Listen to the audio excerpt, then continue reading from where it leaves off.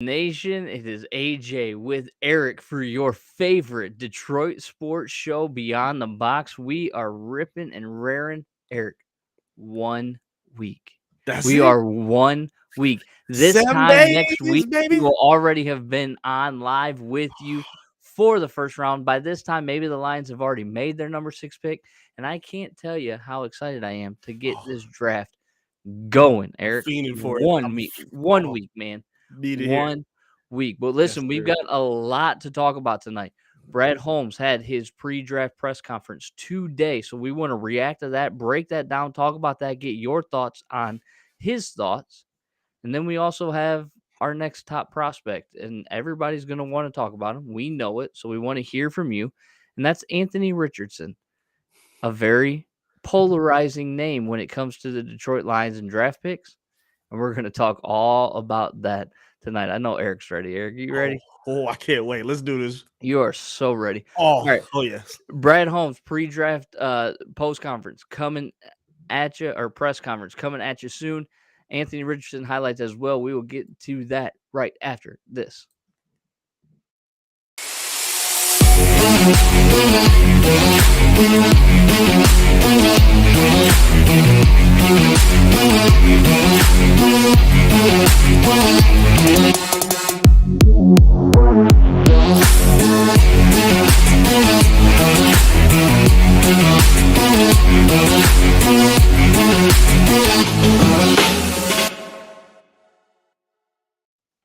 All right, let's just jump right into it. Remember, tonight there are super stickers and super chat that we want you to take part in if you feel like it, right? The fun and interactive way to engage with us here on Beyond the Box. Send messages and stickers that will stand out, and you can do it right down below by clicking on that number sign and following the directions. And I also want to remind you that we have QR codes right down here for gearupdetroit.shop. Don't forget about those. You can click on those throughout the night and get geared up for next week's draft. But Eric, Brad Holmes seemed ready. Oh yeah. He seemed ready, Oh yes. and that's a good thing. Give me some initial thoughts on your watch or watches of the press conference. Yeah, I peeped it a couple times. Because I'm very captivated by Brad Holmes. I like his leadership. I like how open he is. He seems like just a nice, genuine guy to talk to. Like the way he complimented the media to start off the presser. He did say that he wasn't really going to give away too much of his plan and answer too much, which we expect a week away from the draft. So I just took away from some things that you want to be reaffirmed about, to me at least, for a new regime with a new coach, new GM. They got trying to do right by Sheila, and they talked about like a couple. I forgot who was it asked, but they're asking him if there was ever maybe a power struggle thing, or how you'd be able to deal with if you guys maybe don't see eye to eye on a pick. And he just kind of reassured, like, hey, we all want to be on the same page about it. We haven't had that issue yet, which is a very encouraging thing to hear 2 years in, seeing the success that they've had together so far in the draft. So for me, I was very encouraged just to kind of hear the affirmation that he gave to show that everybody's clicking on the same cylinder. They all got the same plan, and that they're working together in making sure this team is where they should be, which is contending this season. And it gives me all the reassurance that I needed to be confident in the come the draft next week. I don't know what everybody's so worried about JMO. Brad addressed that today. He said he was here yesterday. What is everybody so worried about JMO for? Ricky, I'm glad you're here. What's up, Rick? I'm glad that you're here. But JMO's been around. He's fine. Everything's good. Nobody needs to worry about Jameson Williams. We got it all. He's got it all handled. He went and worked out in California with those guys too. He was at the voluntary workouts, Brad said yesterday. So we're good. We're good. I forgot to text you when I saw that, because Twitter was killing him. They're always the voluntary workouts. Where is he? Then Brad Holmes says, hey, he was just here yesterday. Just because he didn't get captured in a picture, everybody take a deep freaking breath. Jesus. Just because he wasn't there for the photo op doesn't mean that he wasn't there. It's like that if a tree falls in the forest but doesn't make a sound, did it really fall kind of thing, right? Mm-hmm. if J-Mo wasn't in the picture, was he really even at voluntary That's how workouts? they treat it. Like, come on, Exactly. man. What are we You doing weren't here? there. Nobody knows. He's fine, though. Brad said he was there. Brad seemed very confident in that answer and was like, non-issue. Yes. Non-issue. Yes. But you hit on something that I think is very important, and it was towards the end that he talked about Sheila and the collaborative process. That there's never been a guy where she's been like, no, like, you can't draft him. Mm-hmm.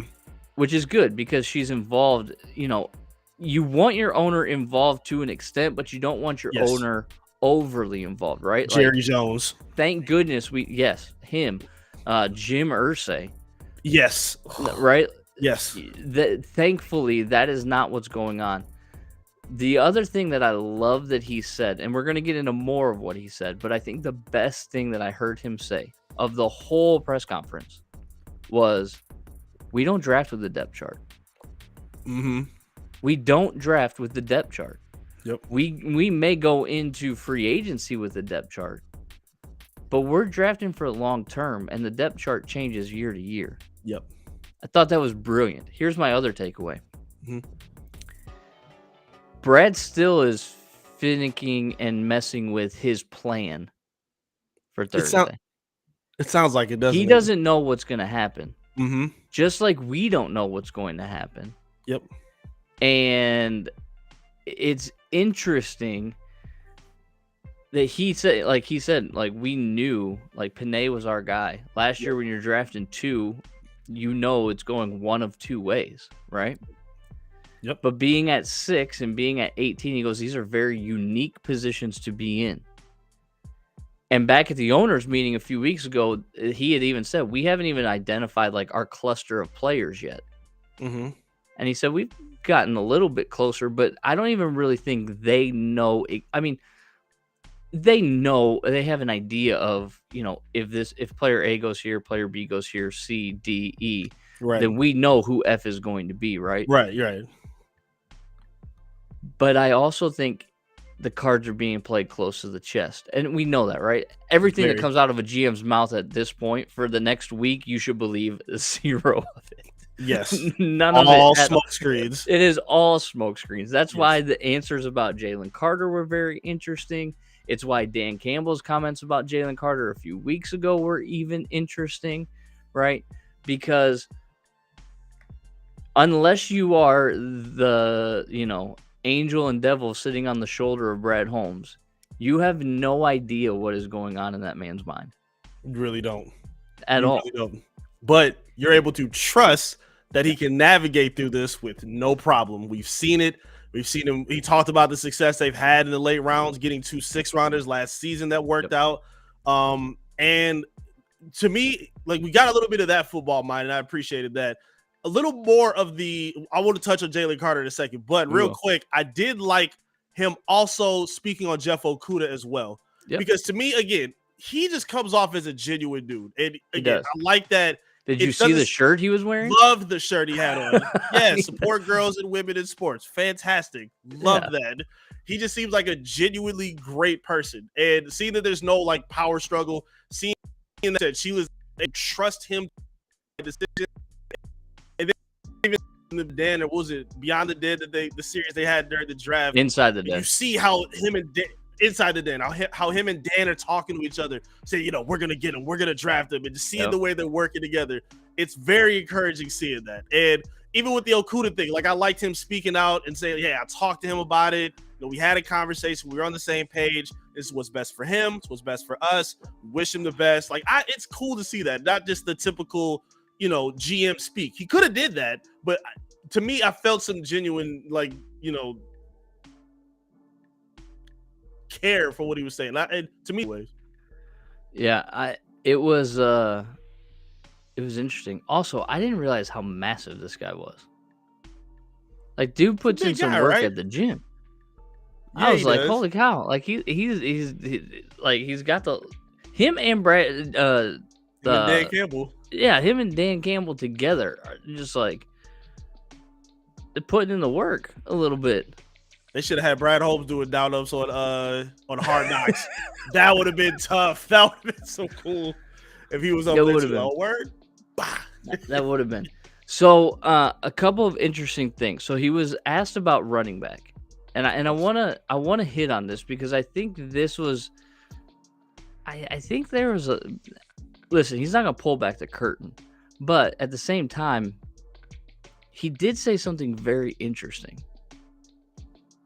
And when he's asked about drafting a running back and running back value, Mhm. he said if they can help you, they can help you. It doesn't matter where you draft them, right? Yeah. And then he referenced the guy that he knew well from Los Angeles saying, for as good as Todd Gurley was, nobody complained that he was drafted 10th overall, That's a fact. which is interesting to me, Yeah. right? Right. Does that put Bijan Robinson in play in the first round? Kind of does. To me, he just confirmed that they're keeping everything on the table. It's a fair point too. I mean, you're not it like to me. That's kind of like a bit of an issue I have with some of the conversations we've had, where you said things like receivers are expendable and They are. like even running backs. And They to are. an extent, that's correct. Regular, like maybe number twos and number threes, but star running backs and star receivers can help you get to where you want to be. Now, at a certain point, yes, I agree with you on contractual extensions and things like that. You don't go crazy if their ceiling or their peak is going to be coming up certain at a certain point. But there is value still, maybe in finding one in the first round. But they're not in a position where they need to do that. I mean, he looks like a good player. I'm not as in love with him as everybody else is. Really? Not That's really. interesting. No, he's a good player. He looks like he'll be good somewhere, but I'm not in love with him. And if the Lions were to take him, maybe at 18, but 6, no, I would No. not. Yeah, Yeah, I don't want to see that. I don't think that the statement was made in a sense of like, hey, we can shock the world at 6 and take Bijan Robinson. Like I that's it doesn't mean that's not what that meant. But Right. what it does mean is, do you take 18 and another pick and move up to 14 like they did last year to get JMO? I I, it's all and it's that's the all on the thing, right? table. He this whole press conference, he just kept saying, "This is a different draft. This is Yes. a different draft. This is we're in a unique position." All these kind of buzzwords that would let you know that this entire strategy to an extent is fluid, Mm-hmm. right? Yeah. There's trying to pinpoint and go, this is the pick right here, which is what we've been trying to do for the last 2 months, and it's fruitless, right? Because Right. there's nothing that can literally be nailed down because there's so many variables. Yes. Chris MVP Harris, what's up, man? Long time watcher of the show, and Appreciate you, actually Chris. joined Matt and I for the Michigan State game for a while. Ah, He was on camera with us. shout out to Um, Chris. But Chris said trade up and get Anderson. Listen, Chris, if you watch the show over the last 3 weeks, that's our goal. We're throwing Pushing the all the eggs agenda. into We're those pushing the baskets. agenda. That is, and I have said if they do that, I literally couldn't care less what they do the rest of the draft. Yeah. If Bijan's there at 18, then I don't care either. Take him if you want. If You you got walked the away in legacy. the first round, because remember, we said when we talked about this, you don't have to trade 6 and 18 to get up to 3. Nope. If you were to walk away with Will Anderson and Bijan Robinson in the first round, That would be unreal. not to mention you probably are ridding yourself of Swift at that point, right? Because at that point, kinda. Swift is kind of like your number 3 running back, Yeah, you're gonna have to deal him in the middle of the season like they did Hawk last year, because or move him on draft night. that's an option too. Again, I do think they could do that. They could definitely use some pieces. Did you take you said you did take anything away from the Jalen Carter mention by Brad Holmes? I mean, what was there to take away? Do I think that he answered the question? No, I don't think that he answered the question to give any type of clarity as to which way they're thinking, which is the right move. He shouldn't, and he's not going to. That's maybe one of the most impressive things I think about him and Dan Campbell is they are really good poker players. Yes, they are. But to the point too where they're really good at bluffing as well. right? Because to be a good poker player, yeah, you can count odds and know when to raise and when to fold, when to hold them, when to fold them, all that kind of stuff. But an aspect of playing poker really well is also knowing how to bluff and bluff well. Hmm. And for Dan a few weeks ago to say, yeah, we learned some things about him and they're interesting. Okay, interesting good or interesting bad, Dan? I Which think one is it, right? I think And Brad kind of everybody, hinted at that though. but did he though? Yeah, he said All he he felt said is, better. He said he ended up okay, feeling better about but him. but hold on. Did he say better about him, or he said we walked away from that feeling better? Meaning I they think feel it's hand better in hand. about potentially taking him, or they feel better about the decision that they've already made on him. You know I what I'm mean, saying? that's He can say possible. he did a really nice job. He's gone in, he came in, did everything right, and we feel better about him. Great.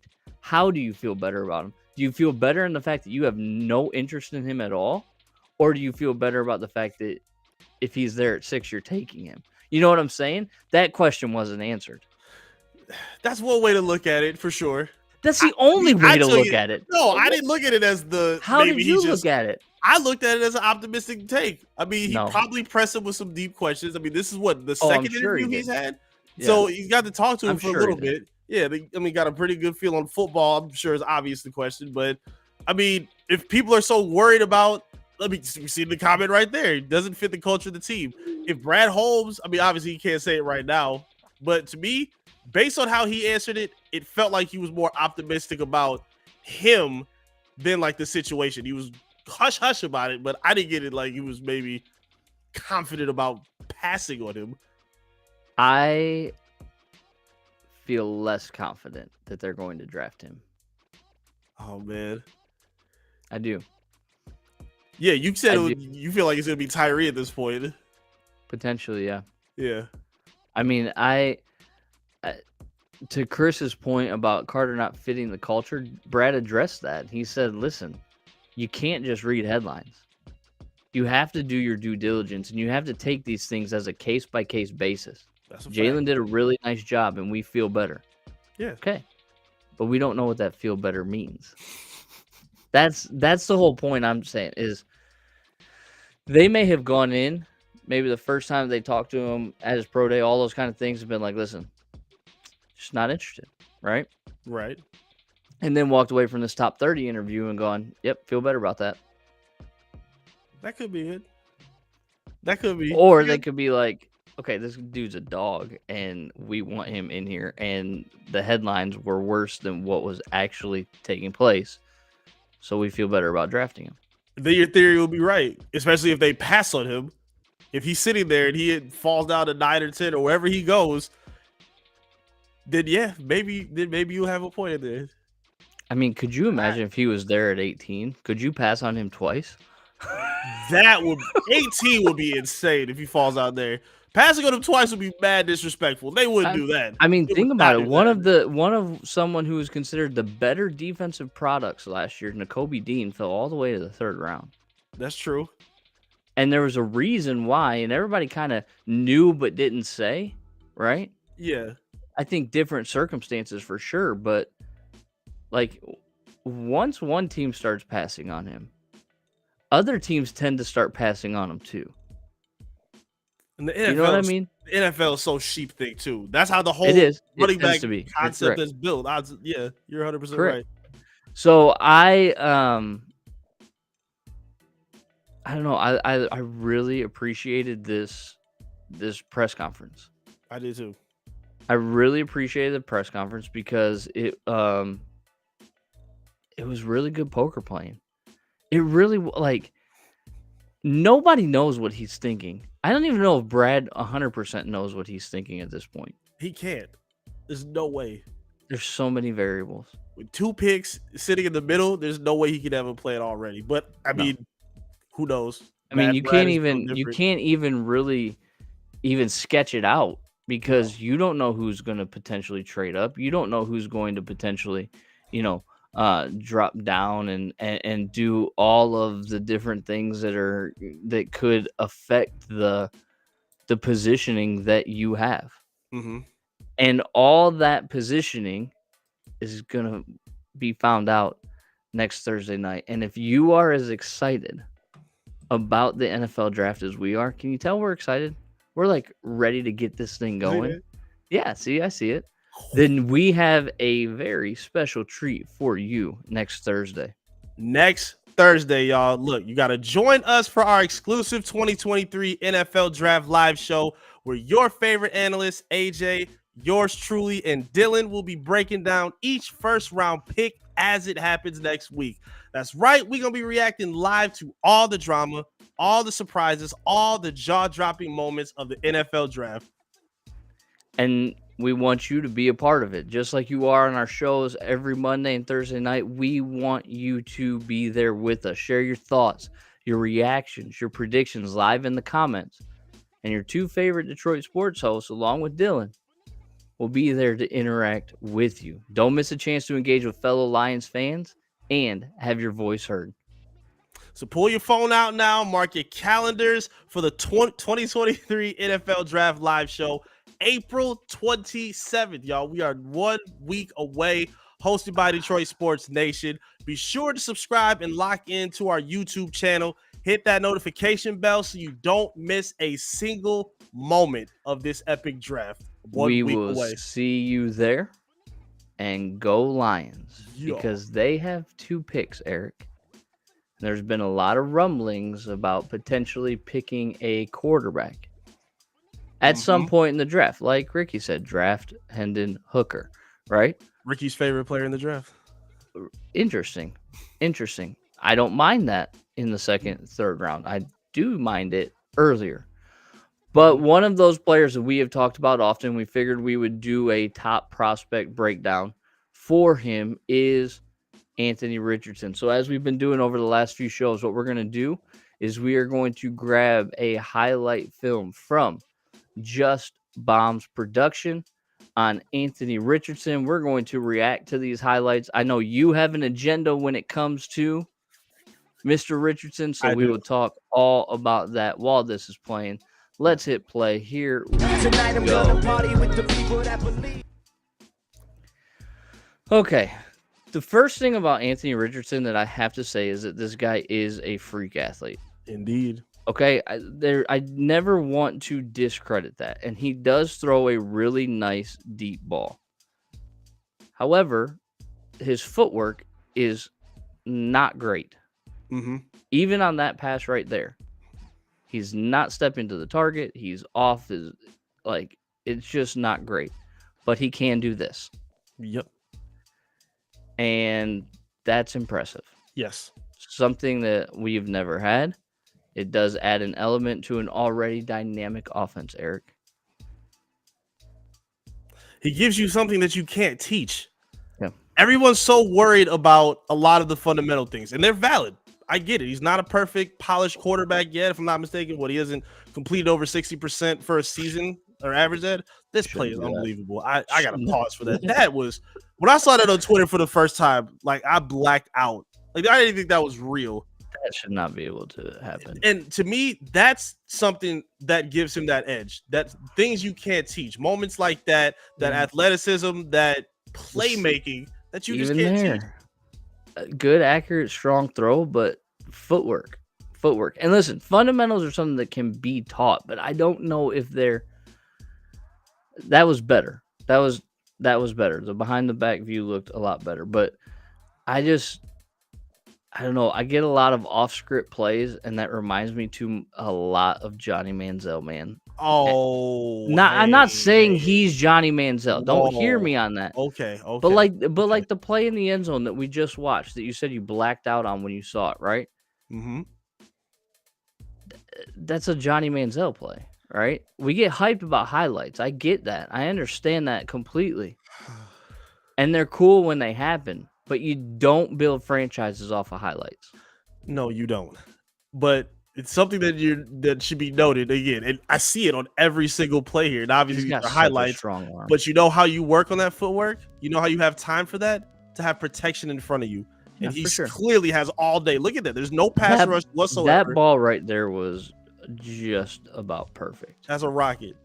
And again, you're going to a team like the Lions that has a foundation around him. He's not making all these just miracle plays because there's no help around him. Like, that would worry me. That to me is Johnny Manziel-esque. The way he's operating behind these lines, the way he's able to see, and here you go, the ability to be able to stretch out a defense like this and take it to the house. Like, it's nice. It's nice. I understand that. I just feel like the issues that people worry about with him can be changed. He could become a better passer. Like, he could improve on these throws that people are so worried about. But that was like a no-look throw right there. That was beautiful. Like, again, Jared Goff, I keep wanting to prove this point. People love Jared Goff right now. Jared Goff was a turnover machine in his last 2 years before he became a Lion. He was not great before he became a Ram. I don't care they went to the playoffs. He was not great during those 2 years. So, but you put him in a situation where there's work and there's foundation and there's an offensive line, there's a system that works for him, he can succeed. It's the same thing for a guy that's dynamic as him. Look at that. The jump, the high ball, the high pinpoint. I mean, I'm cringing as a quarterback watching some of this stuff. Why? Okay, so one of the knocks on him is he just flips the ball sometimes instead of taking a sack. Which that last touchdown pass, the high ball that you talked about, was exactly that right there is exactly it. Yeah. That's not a good ball that he just threw. Okay. He's stepping up into the pocket, sliding away, and flips it out. That's not great. And that's dangerous, especially at the next level. You're a mechanic purist, I see. It's not even that. I like guys that can play off script. I have no problem with that. But at the end of the day, the lack of fundamentals will be exposed at the next level. Of course they will. But he has time to work on that, which is a perfect thing. He's in a situation where the Lions took him. He's not playing right away. Goff is going to play his contract out as a starter. He's going to sit for at least 2 years. He's 21 years old? 21. So he has time to relax. Which is a huge benefit for him. Absolutely. So he can take that time to work on those throws that people are so worried about. Those short intermediate passes, the footwork, the mechanics, all that can be developed. And then on top of that, he's giving you dynamic athleticism that you can't teach and that you don't have in Jared Goff. Sorry, guys. I don't know, man. Where you would have to draft him is a huge con for me. A huge con for me. Is it? Yes, it is. Why? Because of the opportunity that you have. And Brad even spoke to it at the press conference today. He said this is a very important opportunity. We have a great opportunity here. Okay. That's why spending draft cap, like especially that high of draft capital on, for lack of a better term, a project quarterback is okay. I mean, literally, he has been called the epitome of the boom bust. And I understand why. I see why. That's very, and we have said it, right? He's the type of quarterback that will make a GM look like a genius or cost them their job. Right. But and he can't throw an out route to save his life. Okay. That's a problem. You don't just win down the field all the time in the NFL. Yeah, and unfortunately, that was a lot of what Florida's offense was. A lot of their throws were predicated to him throwing the ball down the field. Or, he didn't do a whole lot of intermediate passing. But again, he's going to have time to do that. But I want to go back to played 24 games. Of course, yes. I want to go back to your other point, though. If Tyree Wilson's off the board, if Will Anderson's off the board, let's say Seattle and Arizona take him, it's not impossible that happens. Jalen Carter, you just said it looks like they might pass on him.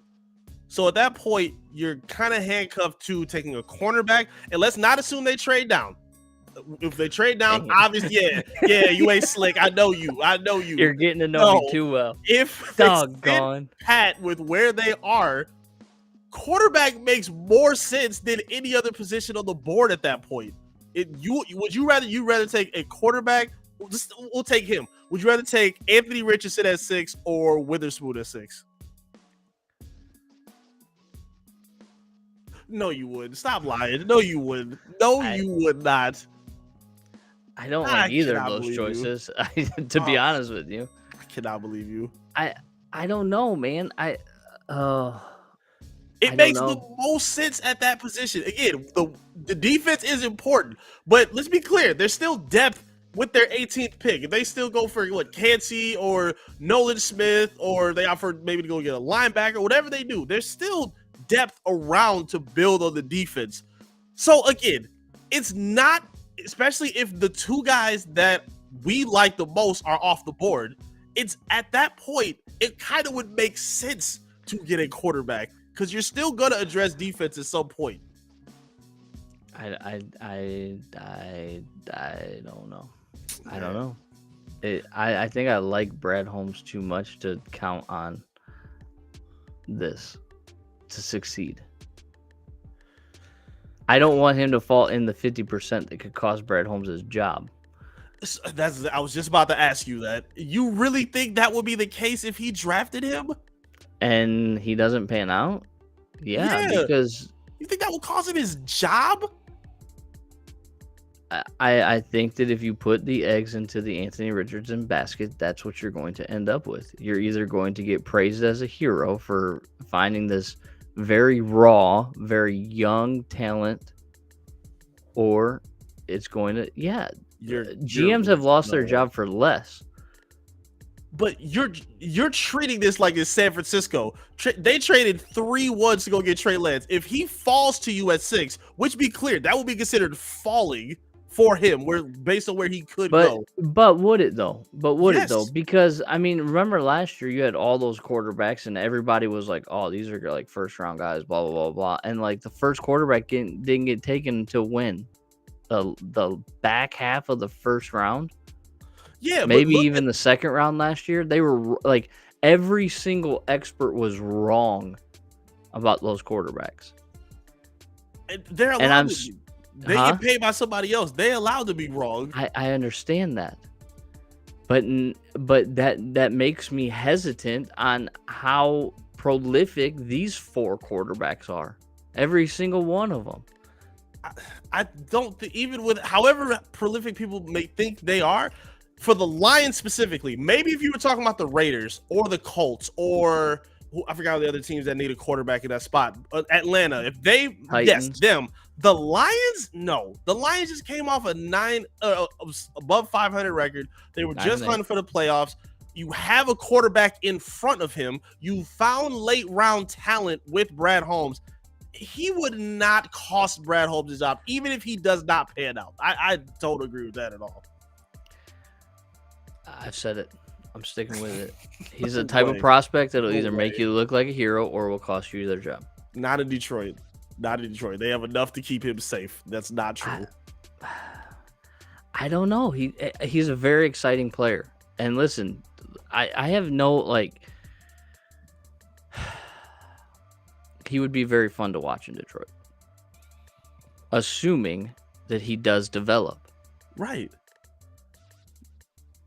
But is he the type of quarterback that can win you? I don't know. I think there's no idea. We have no idea. I think there are so many question marks that surround him that I almost wonder if it's even worth finding out. I really do. Mm-mm. Listen, if you would have asked me this a month ago, I was much higher on him than I am right now. Because through looking at things and all that, I understand the situation that he's drafted to matters. And this is a really good situation for him. 100%. I'm with you on that. But I just don't know if I trust him to develop into the quarterback we need. If he can't develop in 2 years, maybe even longer than that, behind Goff, depending on what happens with him, if he can't develop in that long, then no, if you draft Anthony Richardson at 6, you're not extending Goff. Because if Goff's not going to take a 1-year extension. That's true. Okay, so he plays 2 years. So give him 2 years at that point, and then you'd have he would have to play Anthony Richardson. Yeah, if he can't develop in 3 years, then I agree with you. But again, to me, the certainties outweigh the uncertainties, and I disagree with you. You said a month ago you'd have been more comfortable. I'm more comfortable now because of what they just did in free agency. You just knocked out a bunch of holes that you had on your roster with veteran talent. You brought back a lot of guys that helped you succeed last season. You're at an advantageous position where, again, if the guys we like, the D linemen, are gone, quarterback makes more sense, especially if you're not going to take Jalen Carter like you just said they might not do. Maybe it does make more sense. I don't know. Brad talked about gut feelings today. Is it? Did he talk about gut feelings today? He did. I don't have a good gut feeling about drafting him at 6. Okay, so I'm not the one making the pick though. So like, I'm gonna be very clear on that. I just don't necessarily have a good gut feeling about it. Okay, so it's him, not the position. If it was somebody else, then so it's him that's now. worried about. I still think that if you're going to draft one of those 4 quarterbacks, you do take a chance on a guy like Richardson because I think he has the most upside. But like, and he doesn't put mayo in his coffee. Yeah.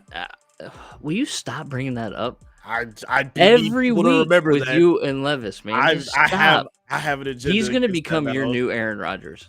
That's fine. He put mayo in his coffee. I know. Aaron Rodgers probably saw that and said, "Dude, that looks good." I ain't trying to hear that.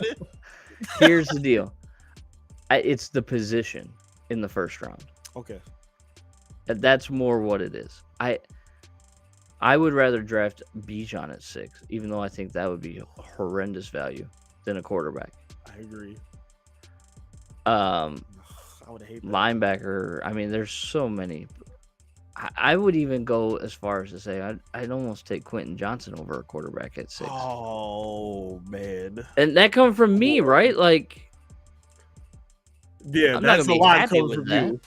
I'm not gonna be happy with that, but I just don't. Quarterback in round 1, especially this crop of quarterbacks, I don't.